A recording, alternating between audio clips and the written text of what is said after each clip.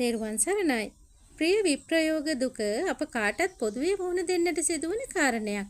යලි එක්වන්නට සුළු කලකට වෙන්නුනොත් යලි හමුවන බලාපොරොත්තුව නිසා හෝ යම් සැනසීමක් අපට ලැබෙනවා. නමුත් යලිත් නොයන ගමනක් ගිය, ඒ කියන්නේ මිය ගිය ආදරණීයයන් වෙනුවෙන්, ඒ අයගේ සුව පහසුව වෙනුවෙන් අපට කළ හැක්කේ පින් කුසල් සිදු කර ඒ පින් අනුමෝදන් කිරීම පමණයි. ඒ මිය ගිය අයගේ නැවත උපත කොතැනකදැයි අපට කියන්නට බැහැ. සමහර ඥාතීන් මියගොස් දුක් විඳින ස්ථානවල ඉපදෙනවා.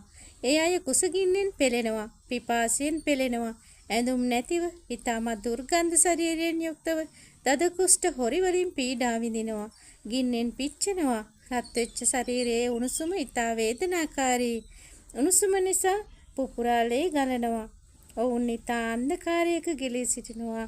ගමන් කරන්නේ රෝල් වෙමින්, ඊටමත් අමාරුවෙන්. කොතැනක ඉපදුනත් පරිපූර්ණ ලෙසින් දන් දී ඔවුන්ට සුවපහසුව සලසන්නේ මෙහිමයි. කුසගින්න නිවීමට රසවත් පිරිසිදු ආහාර දන් දෙන්න. පිපාසය නිවීමට පිරිසිදු පාන වර්ග දන් දෙන්න. වස්ත්‍රාභරණ ලැබීමට වස්ත්‍ර හෙවත් අලුත් රෙදි දන් දෙන්න.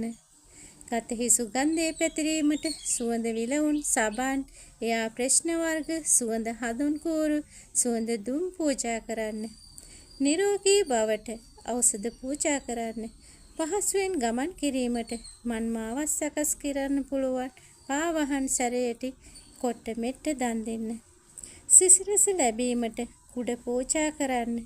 ශරීරයේ දාහය අඩු වෙන්නට වටාපත්, ෆෑන් පූජා කරන්න.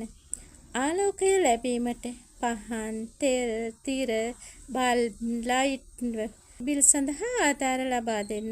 ඉටිපන්දම්, ටෝච් වගේ ඒවා පූජා කරන්න පුළුවන්. ඉතින් අපි තෙරුවන් කෙරෙහි ඉතා ශ්‍රද්ධාවෙන් ඉහත පූජාවන් පූජා කරමු. එයින් අපට මහා පිනක් කුසලයක් ලැබෙනවා. ඒ අවසානයේදී පින් කුසල් බලාපොරොත්තු වන පරම්පරාගත සියලුම ඥාති හිත මිත්‍රයින්ට අනුමෝදන් කරමු. ඔවුන් සියල්ලෝම නිදුක් වෙත්වා, නිරෝගී වෙත්වා, සුවපත් වෙත්වා.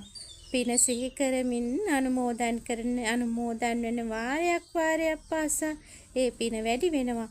අපි දෙන පින් අනුමෝදන් වීමෙන් සැපතටපත් ඥාතීන්ගේ ආශිර්වාදයක් නිරන්තරයෙන්ම අප වෙත ළඟා වෙනවා. තෙරුවන් සරණයි.